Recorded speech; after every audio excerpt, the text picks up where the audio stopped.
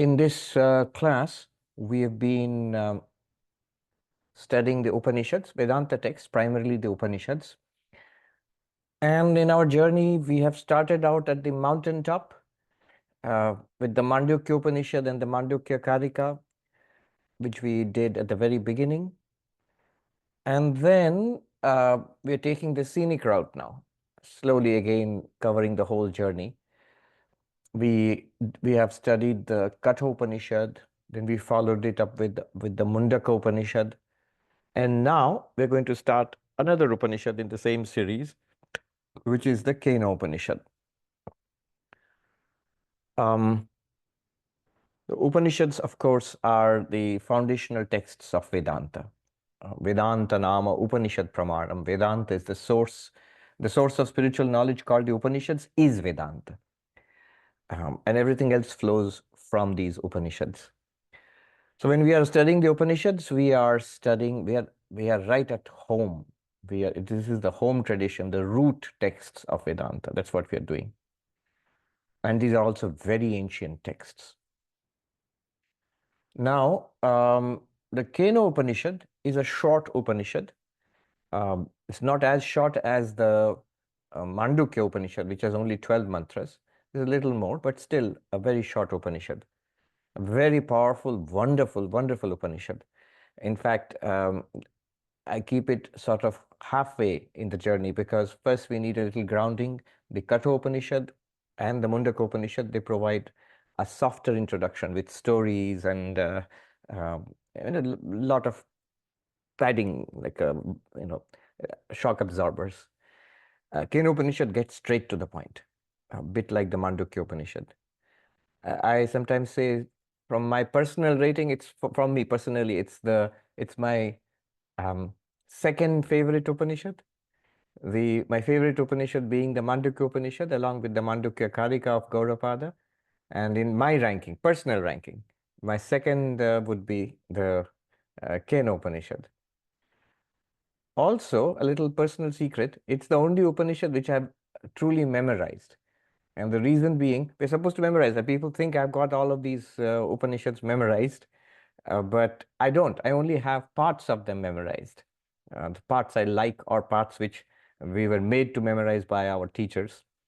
This one, the whole thing I've got memorized because the teacher I first learned it from, which is who's Swami Sarvapriyananda ji. We were novices at that time. This was more than 25 years ago, even longer, even earlier. And what he did was, he wouldn't teach it to us at first. At first, every class was chanting the Upanishad. He didn't say outright memorize it. He said, just chant with me. So we chanted again and again and again till it became, it was memorized. And it has a nice feel to it when you chant it. It's good for chanting. It has a nice rhythm to it. So so that's another thing. It's the one I have on instant recall, Kena Upanishad. Kena, yes. Somebody asking how do you spell it? K-E-N-A. Kena. The Sanskrit Kena, which means by what? By what? Or by whom? Or by what? All right. With that background, let us jump into the Upanishad. What I'll do today is that every Upanishad starts with a peace invocation. We'll start with the peace invocation of this Upanishad. Then today, instead of starting with the first mantra of the Upanishad, what I'll do is I'll summarize Shankaracharya's introductory commentary. We all know that these Upanishads which we are studying, they have been explained by Shankaracharya, writing about 1200 to 1300 years ago. He wrote extensive commentaries called Bhashya on at least 11 of the Upanishads, at least 10, arguably 11th one, the Shvetashvatara, which is a little controversial. 10 Upanishads definitely, and on the Brahma Sutras and on the Bhagavad Gita. These Bhashyas, commentaries of Shankaracharya, form the basis of by our I mean Advaitic understanding of the Upanishads, the non-dual understanding of the Upanishads. So Shankaracharya has written uniquely for this Upanishad, Kena Upanishad, he has written 2 full commentaries. So there is what is called the Pada Bhashyam and Vakya Bhashyam. Padabhashyam means a commentary, word by word explanation of the Upanishad, which is what we will study, which is definitely the work of Adi Shankaracharya. There's also another commentary, which I admit I have not studied and I will not be teaching. That is called the Vakya Bhashya. Tradition identifies it with Adi Shankaracharya. The story goes he was not fully satisfied with the first commentary, and he wrote one more to complement his first commentary. But scholars will say that it was written by somebody else later on. And when we studied it as students, the Kena Upanishad, we studied it with the first commentary of Shankaracharya, the Padabhashyam. So what I will teach will always be based on the Padabhashyam, not the Vakya Bhashyam. Some books have both. Oh, by the way, books. So any book which has the text is good enough. If you have the text and a working translation, good translation is good enough. The one which I use, if you want translations, is Gambhiranji's classic, 2 volumes, 8 Upanishads. This is in volume 1. The very second Upanishad is the Kena Upanishad. So this is the Kena Upanishad in Shankaracharya's commentary is translated into English, and the original Upanishad mantras are also there with a very good, very precise English translation. So I use this, but you can use anything else also. I mean, just the original text is available freely everywhere on the internet. Also, you can get it. What else do I need to say? Let's start with it. Today's agenda is an introduction to the Upanishad, the peace invocation, and the bulk of the class will be a summary of Shankaracharya's introduction to the Upanishad in his Bhashyam, Padabhashyam, his introductory commentary on the Upanishad. Now let me start with the peace chant. Om आप्यायन्तु ममङ्गानि वाक्प्राणश्चक्षुश्रोत्रं मथो बलमिन्द्रियाणि च सर्वाणि सर्वं ब्रह्मोपनिषदं माहं ब्रह्म निराकुर्यां मा ब्रह्म निराकरोत् अनिराकरणम् अस्त्वनिराकरणं मेस्तु तदात्मनि निरते य उपनिषत्सु धर्मास्ते मयि सन्तु Om Shanti Shanti Shanti. So every class we will start with this chant. What does it mean? May my limbs, speech, vital force, eyes, ears, as also strength and all the organs become well developed. Everything is the Brahman revealed in the Upanishads. May I not deny Brahman, may not Brahman deny me. Let there be no spurning of me by Brahman, let there be no rejection of Brahman by me. May all the virtues that are spoken of in the Upanishads repose in me, who am engaged in the pursuit of the self. May they repose in me. Om, peace, peace, peace. So what does this mean? Here it is a prayer. It's a peace chant, of course, but it's a prayer for 4 things. First, it's a prayer for the power of the health and well-being and power in the physical body and the subtle body. Sthula Sharira, Sukshma Sharira. Why? Because we need these for self-realization, for spiritual realization. Often people say that when you become spiritual, you give up all worldly concerns and you become very unworldly. No, no, no. Let's be very practical about it.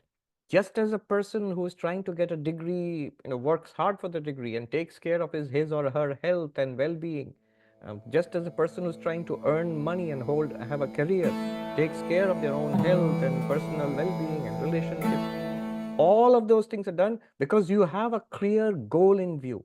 Similarly, here we have a clear goal in view, and we need time, energy, peace of mind, strength of body, fitness of our senses. All of those things are needed.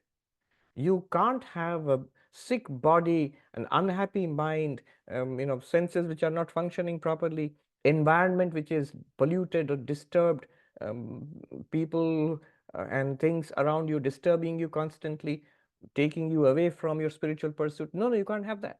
You have to be quite determined about it. So here is the prayer. He's praying to God that please bless me with a strong body.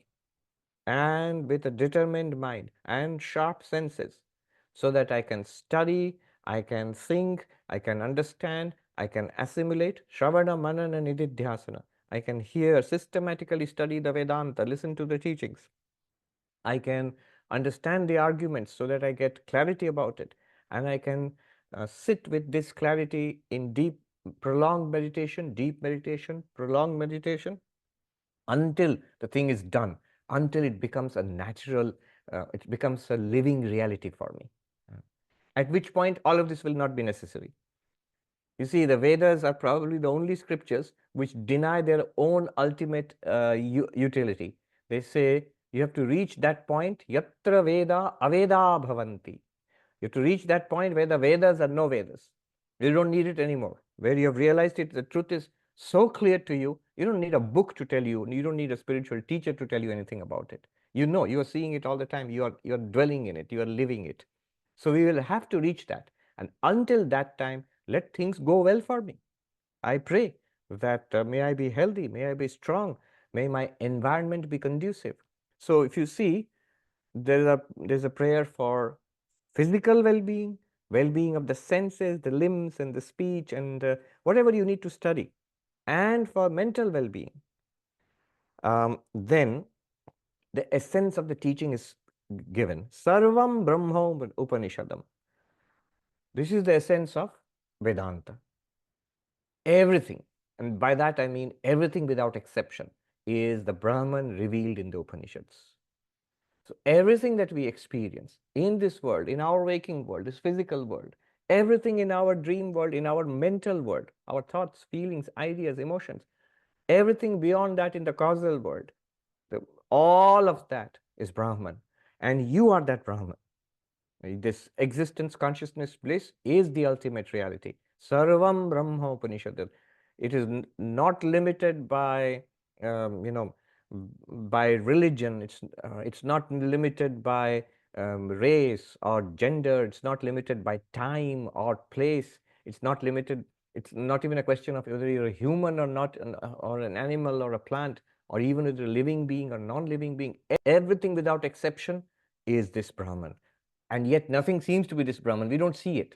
The whole point of Vedanta is to get us to see this oneness of all existence. Vivekananda put it very powerfully. All that Vedanta teaches you is the oneness of all existence and the divinity within us. The oneness of all existence and the divinity within us. Sarvam Brahma Upanishadam. Then he says something interesting. The prayer is Maham Brahma Nirakuryam. May I not deny Brahman, and then Ma Brahma Nirakarod. May Brahman not deny me. And then he repeats it. Let there be no spurning of me by Brahman. Let there be no rejection of Brahman by me. What does it mean? May I not lose faith, first of all, and the beginning of our spiritual journey. May I not lose faith that there is this ultimate reality. The only reason why we are sticking to where we are making this inquiry, why we take it seriously, is that we actually take it, that we say that we feel it's true. And some people ask, why did you become a monk? Well, one reason is when I used to read these books by Vivekananda as a kid, it seemed to promise something amazing, something extraordinary, what Americans would call mind-blowing, that God exists, God can be experienced, and the purpose of life is to experience God, and that I too can, and not only can, I should try to realize God. So this faith, without this, one will not enter into a serious spiritual quest. One may be interested in reading and listening, but that will not be your life's purpose. Goal of my life is God realization. It stands on the faith that there is, that such a thing is real and it's possible and it's worthwhile. So may I not deny the Brahman of the Upanishads. That's one prayer. It's a prayer. It's a great, great gift which comes from the other side. It's a gift from God that we have this taste, this interest in non-duality. The Avadhuta Gita starts with this. Ishvara anugraha deva pumsam advaita vasana. It's a special gift, a special grace of God that one has a liking, a desire, an inclination towards non-duality. Ishvara anugraha deva, only by the special grace of God. And in the rest of the Avadhuta Gita, he gives God the short shrift. But it starts with God. That by the grace of God, you are interested in this. Be thankful. And let me never lose my faith, my interest in this. This is the first prayer. And then the other way around. May Brahman not reject me. This is a great, great prayer. We realize as we go forward in spiritual life the importance of grace. That we have devotion for God, faith in God, that's grace. That we have an interest in meditation, the ability to meditate, to trying to meditate, that's grace. That we want to improve ourselves ethically, that's grace.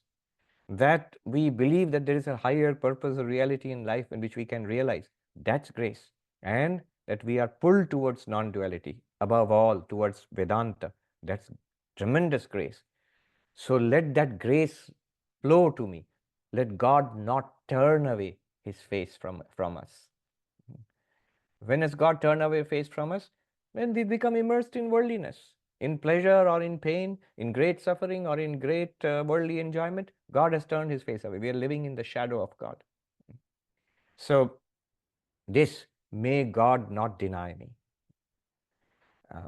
Here Brahman means Saguna Brahman, the God of religion to whom we are praying for all this. And then he repeats it. Now, one way you might say it's to strengthen the prayer. Its repetition is a sign of emphasis. But I offer you a more advanced interpretation, a deeper interpretation. The second cycle of when he says, "May I not deny Brahman, and may Brahman not deny me," is, may I not deny Brahman is when you are a Vedanta student, when you are advanced in Vedantic study, as we have been doing for years, we are pursuing Vedanta. Certain amount of clarity has come. Now comes this great, subtle but great step of owning up to it. If you really believe all this stuff, if you think it's true, own up to it. Say to yourself again and again, I am Brahman, not I'm seeking Brahman. I am already free. The world is an appearance, it appears in me, the limitless consciousness. If you don't know what limitless consciousness is, you have to go back to the earlier Upanishads. We have talked about it endlessly, and we'll again talk about it in this one. So, may I not deny what I have studied and understood, and I claim to have understood it. I claim to believe in this. I claim that it's clear to me. In that case, claim it. Don't say it at least, or internally at least say it. I am Brahman. Let this be our inner conviction. May I not deny it. May I not push it away. There are people who are entirely too modest.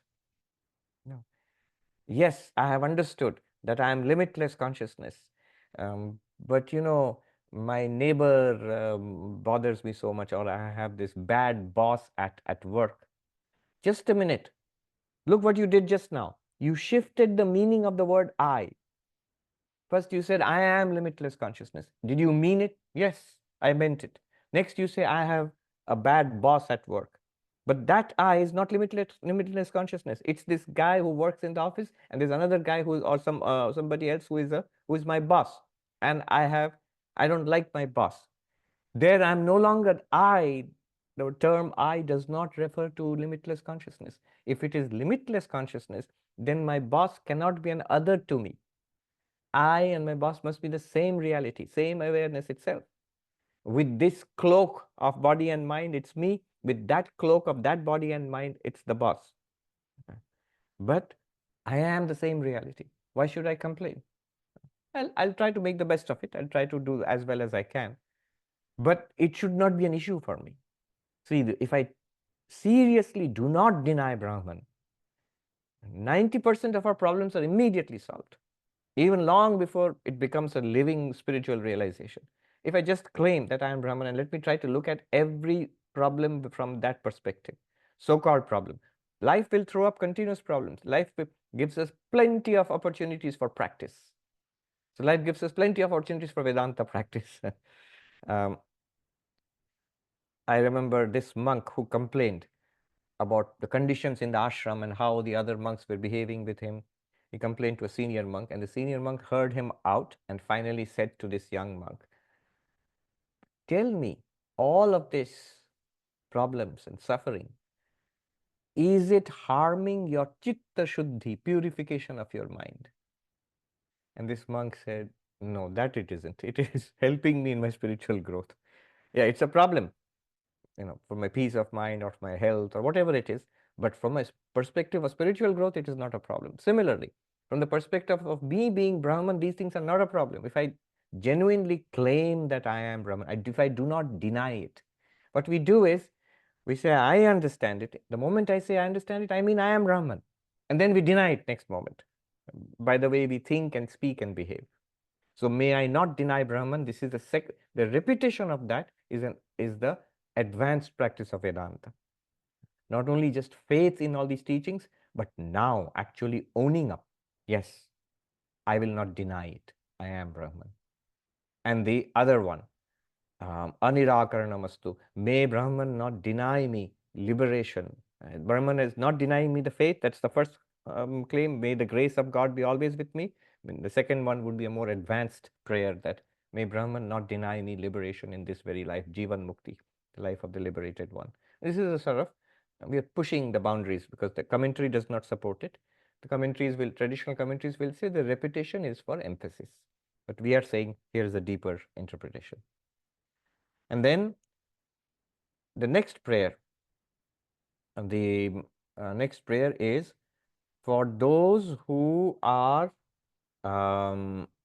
deeply engaged, sincerely engaged in the quest for God realization. May all the qualities that the Upanishads mention, which are necessary for God realization, may they come to our lives. Basically, it's a prayer for, oh Lord, transform me into a saint. All the spiritual qualities, the ethical qualities, the self-control, the compassion, the fearlessness. It is not easy. By the grace of God, let them flower, blossom in my life. May my life become blessed by these qualities. Ethical and spiritual disciplines, may they come in my life. Again, interpretation at two levels. One is the preparatory qualifications. We all know what they are. The fourfold qualifications, the discernment between the eternal and the non-eternal, the dispassion, vairagya, the dispassion for the non-eternal, the 6 disciplines, shama, calmness of mind, dhamma, a control over our body, of the senses, then titiksha, spiritual toughness, fortitude, that come what may, I shall continue my spiritual journey. And then there is this uparati, a pulling back from too much engagement with the world. And then samadhana, settling down, focus on your spiritual path. And then shraddha, a faith that all this is true. We have to realize it. Until then, it goes on faith. And then the last qualification, these are 6 disciplines. The last qualification is mumukshutvam, an intense desire for freedom. Let these qualities manifest in my life, because without these qualities, enlightenment will not be possible. These teachings will not take root. This is one side of the prayer. The other side of the prayer is that let the qualities of the Jivan Mukta, the enlightened by living, let me be able to live this life. And the advanced student prays, I have understood it. Now let me live the life, let me manifest this understanding, this divinity within which I feel it. I understand it, I feel it. By the grace of God, may I be able to live it. You can see that's a more advanced prayer that comes later. All right. So this is the peace chant which begins the Upanishad. I will not, of course, explain all the peace chant every time. We'll just chant it and read the translation and go ahead. All right. Now, the Kena Upanishad, the Upanishad itself, you know that these Upanishads belong to different Vedas. They're scattered across different Vedas. For example, the Mandukya Upanishad, which we did first, belongs to the Atharvana Veda or Atharva Veda. The Katha Upanishad belongs to the Yajur Veda. It's found in the Yajur Veda. Then we did the Mundaka Upanishad, which also belongs to the Atharva Veda. And now we are in the Kena Upanishad. Kena Upanishad belongs to the Samaveda. Of the four Vedas, Rig, Sama, Yajur and Atharva, the Samaveda, the Kena Upanishad belongs to the Samaveda. It's a Samaveda Upanishad. The Vedas are divided into different sections. So there is one section in the Samaveda called the Talavakara Brahmana. Talavakara Brahmana. And this Upanishad forms the 9th chapter of that Talavakara Brahmana. I'll repeat that. The Kena Upanishad is found in the Samaveda in a section called the Talavakara Brahmana, which is why sometimes technically Pandits might call it the Talavakara Upanishad. The Talavakara is the name of a rishi. So it's called the Talavakara Upanishad because it's found in the Talavakara Brahmana. And in that section, the 9th chapter is the Kena Upanishad.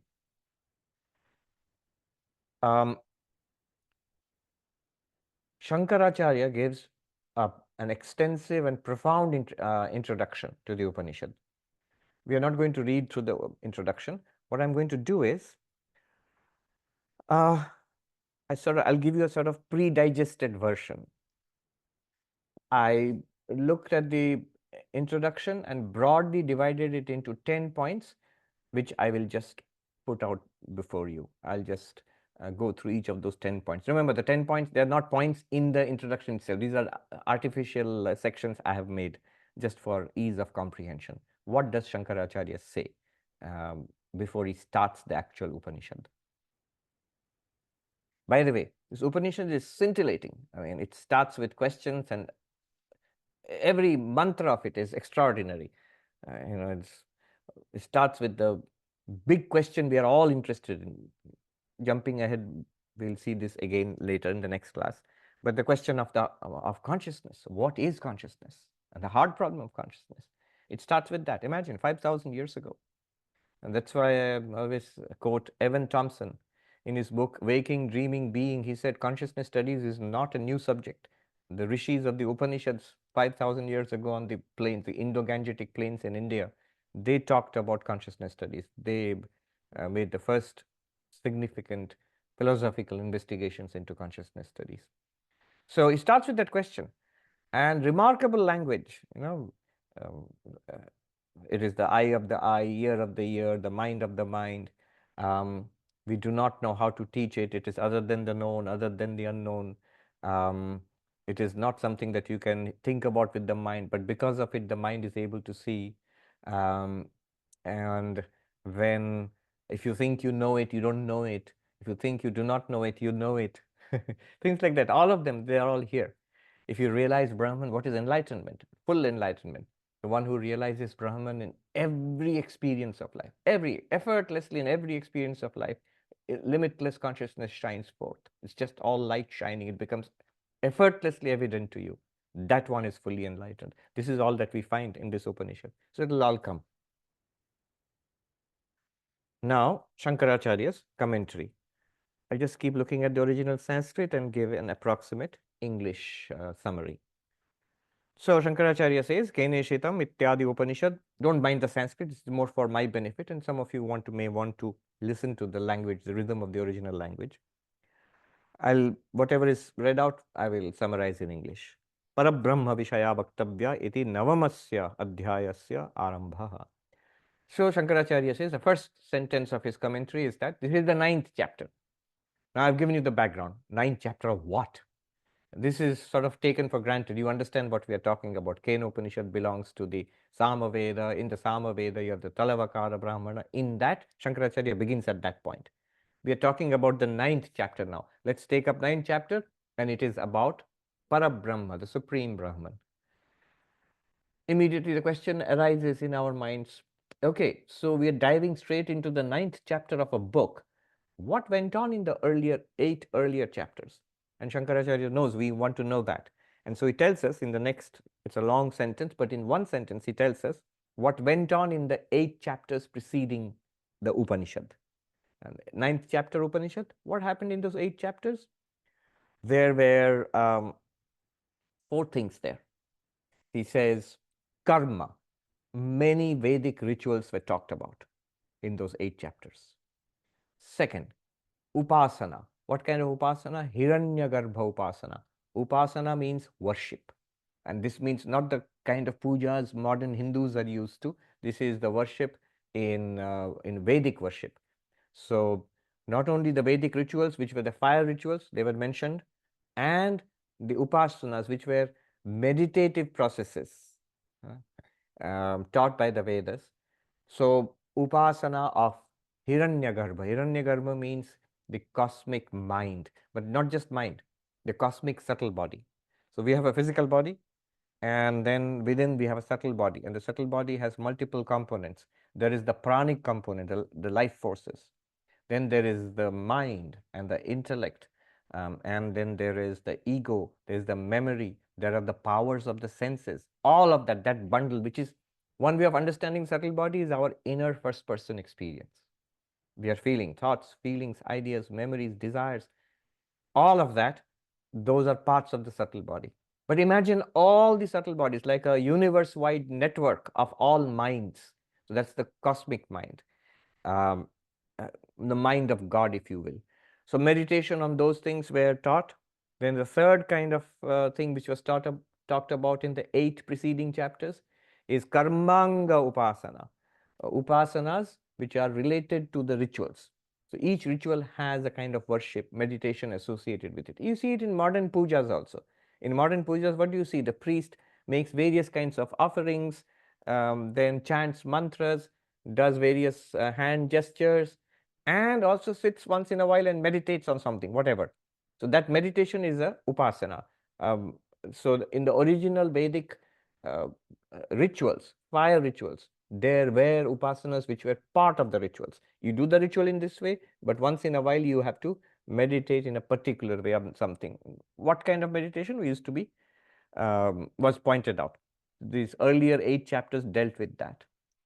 And one last thing which these earlier 8 chapters dealt with is what is called Vangshantam Uktam. At the very end, there is lineages of teachers and students. So such and such rishi and such student, and then their student. So teacher student lineages. Sometimes they were actual biological lineages, father and son maybe, but sometimes teacher and student. So those lineages are mentioned. This is what all which went on in the first 8 chapters. But now we are coming to an entirely different subject. Now, in the next point, Shankaracharya says, all those rituals and meditations, what's the point of them? Shankaracharya says this is the Vedic view of life. Shankaracharya gives a synoptic view. In one sentence, he gives a synoptic view of the Vedic view of life. Those who do those rituals and meditations without any desire, their only desire is enlightenment. So basically, if you take a step back, he's saying if you lead a religious life, an ethical life, and your goal is enlightenment, then those ritualistic practices and those upasanas, the result will be purification of mind, concentration of mind, and you'll be ready for Vedanta. So the previous 8 chapters, what's their connection with the Upanishad, the 9th chapter? Their connection is, if you want enlightenment, then the practices taught in those 8 chapters, if you do some of them for a while, they will purify your mind and focus your mind and make you ready, give you the qualifications to convert the Vedantic teaching into enlightenment. So he says that. His actual words are, Sarvam etad yathoktam karma cha jnanam cha samyak anushtitam. All of this which was said in the 8 chapters earlier, the rituals and the meditations, nishkamasya mumukshoho, for the one who's seeking freedom, spiritual freedom, and does not want anything worldly, sattva shuddhyartham bhavati. It purifies the mind of such a person. But that's not their primary purpose. The rituals in the Vedic rituals, which are called karma kanda, their primary purpose is the fulfillment of desires, this worldly desires and other worldly desires. People who want things in this world, so they engage on in those rituals. You want to conquer an enemy, you want good rainfall for your crops, you want your cattle to multiply, you want children, all of those. So plentiful harvests and progeny and conquest, victory over enemies and stuff like that, which you might have wanted 3,000 years ago on the plains of India. The gods will bless you with all that success in this world and after death. So this is the Vedic worldview. What happens after death? After death, such a person will go to heaven, will go to the heaven which is noble ancestors dwell in. You'll go and stay in those heavens for a while. Nothing is permanent. For a while, you'll have a really good time there, but again, you have come back to the world and be reborn as human beings. So he says here, sakamasyatu, but for those who have desires. It's usually those with desires who perform those rituals.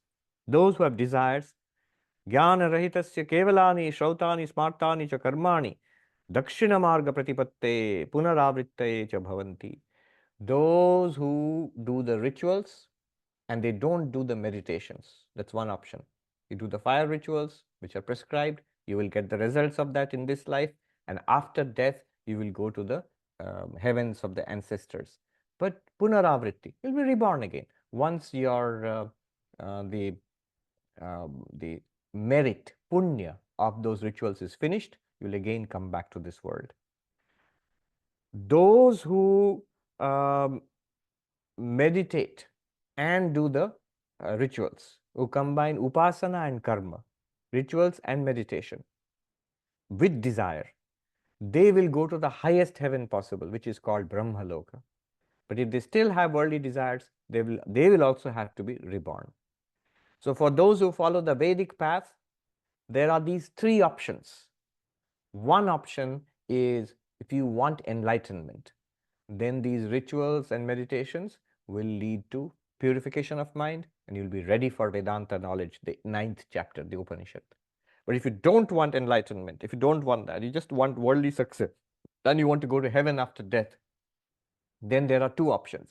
You can do rituals only, which will lead you to the lower heavens. Or you can do rituals plus meditations, which will lead you to the highest heaven, Brahmaloka or Devaloka. All of those, you will come back to this world. There is a fourth option. Suppose you say, somebody doesn't want enlightenment. Somebody is not doing any kind of ritual. Somebody is not doing any kind of meditation, just leading a worldly life, trying to get by in the world and enjoy worldly pleasures, and that's it.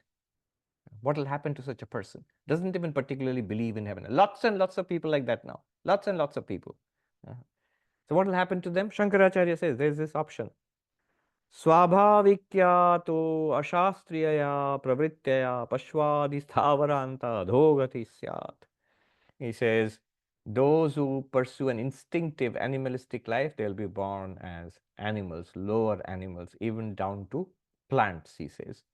And they will live like that for a while, and then past karma will kick in, good results, good merits of past karma, and then finally again get a birth as a human being. So an instinctive life is not a good thing. Neither do we become spiritual, nor is the result good after death. So now you have four options. Spiritual seekers like us, we will be purified by these practices and we'll be made better spiritual seekers, more able to absorb the Vedantic teaching coming in the 9th chapter. Those who lead a Vedic lifestyle with worldly desires and other worldly desires, they will either go to the lower heavens or to the highest heaven, but they'll have to come back. And then the last one, those who don't believe in anything, are not interested, will lead this life, and after death may be born as, if they have led a very bad life, they're born as animals or plants, and then get a chance as a human being again. Now there is a fifth option also. The fifth option is the enlightened one, who, you study the 9th chapter, Kena Upanishad. If you're lucky enough to become enlightened in this very life itself, you are not reborn anymore. So there's no question of going to higher heavens or lower heavens or being born as human beings, plants, animals, nothing. You realize that you are Brahman and you're free. So this is the third point. That fifth option, the enlightened one, what will happen if we study the 9th chapter of the Kena Upanishad, if we pursue Vedanta, then all the 4 options mentioned earlier. 4th one, spiritual seeker. What will happen to the spiritual seeker after enlightenment? That's mentioned now. Vishuddha sattvasya tu nishkamasya. Once you have purified your mind, once you are ready for enlightenment, ready for Upanishadic knowledge, and you don't have desires for this world or for going to heaven after death. Evam, eva, bahyad, anityat, sadhya sadhana sambandhat, iha kritat, purva kritat va, samskara vishesha udbhavat, viraktasya, pratyagatma vishaya, jigyasa pravartate.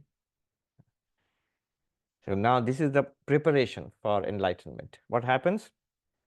Once a certain purification of mind has set in, then an inquiry arises. He's talking about all of us. This is relevant to all of us. Once a certain purification of mind has been achieved, an inquiry arises about ultimate reality. Who am I? What's all this? What's going on here? Is there any ultimate reality, spiritual reality in this world, in life? Is there any deep solution to the problem of life at all? That inquiry arises. The way Shankaracharya puts it is very interesting, very profound. He says, other than the external, the world, its people, all that worldly people are interested in, money, power, relationships, other than all of that, other than the physical and the intellectual and the artistic, all the good, the beautiful, the ugly, other than all of that, anityat, all of those are characterized by one thing, impermanence. Other than all of that external, impermanent, other than the external, other than the impermanent, and then he gives a very profound definition of the word, sadhya sadhana sambandhat, other than that which is in the realm of causality. Sadhya sadhana, sadhya, a goal to be achieved. Sadhana, the means of achieving it. Money is the means of, towards a great life and a nice vacation, a nice house and gadgets and a nice car. So those are the goals, and money is the means. And for the money, I need more means, like a job maybe, to get the money. So other than any goal to be achieved, or whatever goal is to be achieved is something that does not exist now. Whatever goal is to be achieved is impermanent because it did not exist. It will hopefully come into existence, but whatever did not exist and comes into existence generally will also go out of existence after some time. So these external causes and results, causes and effects, goals and methods. He says, samsara is just this, goals and methods, including religious methods and goals, including things which we do in spiritual life. I want a peaceful mind, a deep, quiet, peaceful mind. What is that? Samadhi. That's a goal. And for that, I have a method, meditation. I want a mind which is, truthful and self-controlled and compassionate. I'm trying to design a mind like that.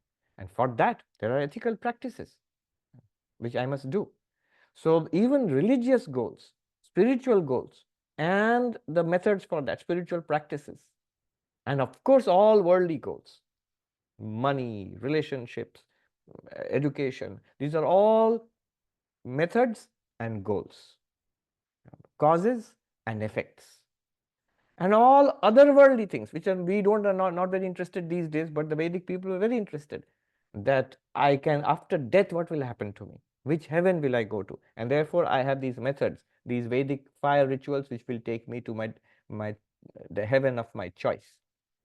All of these, going to a heaven, in this world, children, power, relationships, money, and spiritual goals also, calm and quiet mind and meditation techniques, all of those he puts under one umbrella. He calls it sadhya, goals, sadhana, methods. I am asking for something beyond these goals and methods, something that's already there. It's not a goal to be achieved, is not a method to be applied. It's the reality beyond samsara. Samsara is goals and methods, objectives and methods we use for objectives. Other than this, now a question might arise. Wait a minute, you're saying all those rituals mentioned in those 8 chapters, if you need to do them for a purification of mind so that you're ready for Vedanta, for the 9th chapter. But just a minute, I didn't even know about those 8 chapters till now. And I am not a Vedic Hindu. I have absolutely no idea how to do a fire sacrifice. I'll probably set off fire alarms everywhere if I try to do a fire sacrifice. And I am not very sure it will really lead to my purification of mind. So is it essential? Shankaracharya says no, no. What is essential are the qualifications of spiritual life. And those qualifications, Shankaracharya says, you may already have it. And the sign of that is, do you have this Vedantic question? In one sense, we all have it. The very fact that nearly 85 people, 84 people, we are all present here. We all have this interest. That's why we are here. Many of us have been pursuing spiritual life for decades, years and decades. So we have this quest already. But one might say, but I didn't do any fire rituals. I didn't follow those 8 chapters. I've never even seen those 8 chapters. I didn't follow those Vedic rituals and Vedic meditations. Well, Shankaracharya says, he says, Iha kritad purva kritadva. Either you have done it in this life or you might have done it in past lives. It's not necessary that you have done those particular Vedic rituals. Basically, what is required is leading a mature life, gaining some maturity in life, rising above the superficial goals, the superficial pleasures of life, and pursuing some form of spirituality, which we all have. And so he says, how did we get it? He says, you must have experienced all this in your past lives. Basically, a process of maturation, spiritual maturation is what he is recommending. Hopefully, we are mature enough to have a spiritual quest. And he says, you might have attained this maturity in past lives. You may not need to do it in this life. So thank God, we don't have to look into those 8 chapters. We can go straight to the 9th chapter, the Upanishad. That's what we are here for. What happens? Jigyasa pravartate pratyagatma vishaya. It says, an inquiry arises. What kind of inquiry? Pratyagatma vishaya. Who am I? About my real nature. What am I? And about life itself. An inquiry, a serious inquiry arises. This becomes the most serious thing in our lives. And he says, viraktasya. He uses a word. The word virakta means a person who has tremendous dispassion for the world. The world is no longer your primary goal. Not husband, wife, children, grandchildren, not money, property, and not Facebook likes and so on. That is no longer, it may be there in your life. You may be surrounded by it, but it's not the purpose of your life. It's not the goal of your life. Money is not the goal of your life, purpose of your life. Power is not the purpose of your life. Fame is not the purpose of your life. Relationships are not the purpose of your life. The purpose of your life becomes this question: who am I? What am I? An overwhelming spiritual quest comes. It can take different forms. It can take like Narendranath going around in 19th century Calcutta, late 19th century Calcutta, asking, sir, have you seen God? Can God be seen? It's the same quest. Search for God or search for the truth about oneself, search for about what is all this? What's the point of it all? It could be a search for self-realization or a search for God realization. So the next question is, and for such a person, Shankaracharya says, the 9th chapter is started. This is an introduction to the 9th chapter. For you, if this is your question, now where does this question come from? Vishesha samskara udbhavat, he says. Vishesha udbhavat, sanskara vishesha udbhavat. A samskara in the mind, a tendency in the mind arises, suddenly it flowers. There are people who say, I was not interested in all these things, and suddenly it's become a great interest for me, for spiritual life. Or some say, I was interested in it all along. I had a deep spiritual inclination as a child. Where did it come from? None of us did those 8 chapters and fire rituals earlier, and most of us didn't, unless you are a traditional Vedic Hindu. Shankaracharya says past lives. And how do I know I have that maturity? This question arises. Where did it arise? Vishesha samskara, a certain tendency is there in the mind, it manifests. That tendency came from past lives. We are fortunate because we have it. Tadetad vastu prashna prativachana lakshanaya shrutya pradarsyate keneshitam adyaya. So this reality, spiritual reality which we are seeking for, this is now being taught in this 9th chapter, starting with the Keneshitam. The Kena Upanishad starts with the mantra Keneshitam padati preshitam mana kena prana prathama prayiti yukta Keneshitam vachamimam vadanti chakshushrotram kaudeva yanakti. Impelled by what? Directed by what? To these thoughts. These thoughts come into my mind. What enlivens prana in this living body? How do I see? How do I hear? How do I smell or taste or touch? How do these words emerge? By what shining being within is all this lit up? It's a question about consciousness, basically. So it starts with that question. It will come. That's the first mantra, which will come soon. And then number one more let me do, and I'll stop here because the next part of it is deep. It will take time. एवं हि विरक्तस्य प्रत्यागात्म विषयं विज्ञानं श्रोतुं मंतुं विज्ञातुं च सामर्थ्यम उपपद्यते नान्यथा. In this way alone, for a spiritual seeker, the capacity to inquire, to study, to reason, and to meditate, this capacity arises, not otherwise. Without the purification of mind, the qualifications for spiritual inquiry will not arise. Either the person will have no interest at all. What are these people doing? Why study an obsolete ancient text? What do you want to know? There's no point in this. Or an interest arises, but this kind of inquiry into who am I doesn't appeal to me. I mean, I can believe in a God maybe, but what's this who am I? I don't get it. So there is an interest, but an inability to understand non-duality. That also comes. Another kind of obstacle could be there is an interest, there is an ability to understand, but I feel it's not practical. I can't do it. So all these kinds of inner obstacles, they will come unless there is a sufficient purity of mind. So that sufficient purity of mind, without that, one cannot study, reason, meditate upon the ultimate reality, our real nature. So that's what he has said here. And by this way, he has also indicated what are we supposed to do? What exactly will we do here? He says, Shrotum mantum vijñātum. You will hear and you will reason and you will realize what is being said here. After this, what will happen is, okay, let me do the 7th point also, then say something complicated afterward. The 7th point is simply, what's the result of it? What will happen? What's the end of this project? What do we get out of it? He says that you will get enlightenment and freedom, moksha. What's the nature of that freedom? He quotes from the Isha Upanishad, Tatra ko moha kashoka ekatvam anupashyata. Where is any more delusion? Where is any more sorrow for one who sees oneness?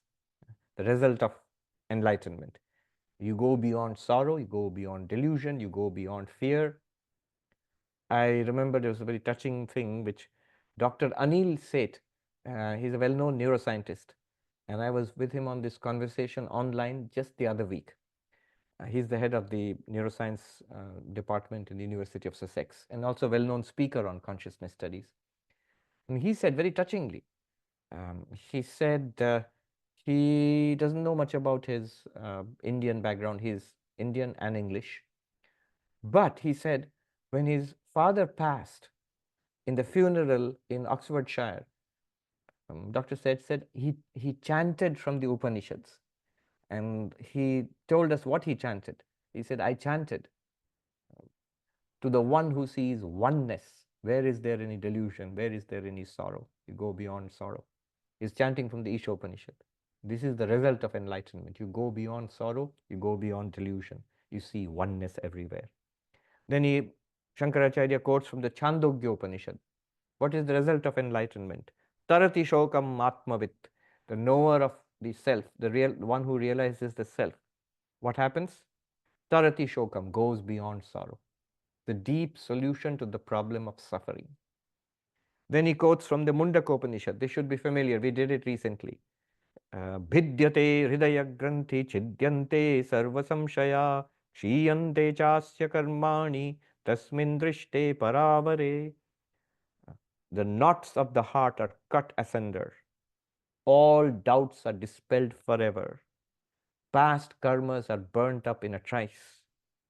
For the one who has seen the transcendent and the immanent Brahman, you realize that you are that. You are one with everything. So what a extraordinarily poetic way of depicting, ultimate freedom, spiritual freedom. The next point is complicated, so I'll leave it for the next class. And very interesting also. What is the way of desire? What is the way of the householder? One. What is the way of renunciation of desire? And what is the way of the sannyasi? Shankaracharya, of course, a great proponent of formal monasticism. And he's going to describe. It's, you have to remember the Vedic context of it all. From the Vedic worldview, what is a householder? From the Vedic worldview, what is a monk? And why is the monastic attitude so important according to Shankaracharya for becoming enlightened? You don't have to maybe formally become a monk, but internally one must have that monastic attitude. Why? And what does it mean from the Vedic perspective? So that's what Shankaracharya will engage in a discussion. We will do that and start the Upanishad in the next class. Good. Let me take a few of the questions and comments which have come and then end. Shubha Mahalaya. Yes, thanks for reminding me. This is the beginning of the Devi Paksha. It's called Mahalaya and very important in Bengal, in eastern India. This is the time when many devout Hindus give offerings for departed ancestors, father, mother, grandparents and great-grandparents and all. You offer them the funeral offerings. Also, this is the prelude to the Durga Puja, the worship of the Divine Mother. And interestingly, by the way, it's interesting that we have started Kena Upanishad on this auspicious day, because it is in this Upanishad and only in this Upanishad that Durga makes an appearance. In this Upanishad later on we'll see, finally when one attains enlightenment, it is by the grace of the Divine Mother. The name used is Uma Haimavati. Uma, the daughter of the Himalayas. Uma Haimavati, daughter of the Himalayas. She comes and gives enlightenment to Indra. So there's a story which will come at the end. So we are starting this on the eve of Durga Puja. And in this Upanishad, as we shall see very soon, Durga herself is going to come along in this Upanishad. What is the name of the book you have there? The one which I use is Swami Gambhirananda's 8 Upanishads. It comes in 2 volumes. You can buy both volumes at the same time. It has 8 Upanishads with the original Upanishad mantra and its translation in English, and an English translation only without the original Sanskrit of Shankaracharya's commentary. This is nice, but there are many, many versions available. You don't have to really, be particular or finicky about it. Then Girish says, the earlier discussion brings to mind Socrates' quote, the unexamined life is not worth living. Yes, in fact, Shankaracharya will quote here when he's talking about monasticism. Parikshya lokan karmachitan brahmano nirvedam ayat nastya krita kritena. It's from the Mundaka Upanishad. Having the Brahmin student or the spiritual seeker, having examined life, comes to the conclusion that the akrita, that which is not produced by karma, cannot be attained through karma. Basically, that which is beyond cause and effect cannot be attained through causality. Doing things, I will get this. As long as you are in that loop, by doing this, I will get this. It's still samsara. It can be a worldly samsara, it can be another worldly samsara, it can be a religious samsara. But what we are looking for here is beyond cause and effect. And so he comes to nirvedam, dispassion. I do not want anything in this world which is a product of temporary causes and effects. I will do this and I'll get this. Then it will go away. Then I'll do this and I'll get that. Then it'll go away. I'll do one more thing and get one more thing. This has to come to a stop.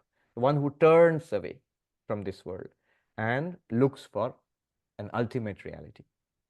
And then you notice it doesn't have to be a formal monk. It's anybody, like I guess most of us here, we are looking for that.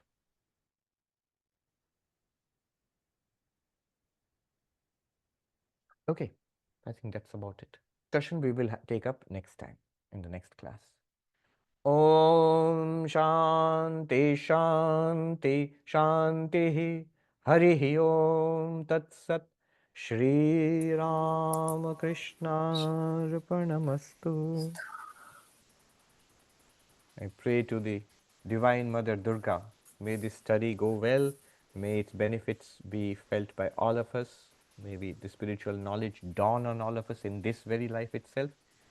May her blessings, dharmartha kama moksha, all of that be showered on all of us, on her children. So this is the time to pray to the Divine Mother Durga. Shubha Mahalaya to everybody. Thank you.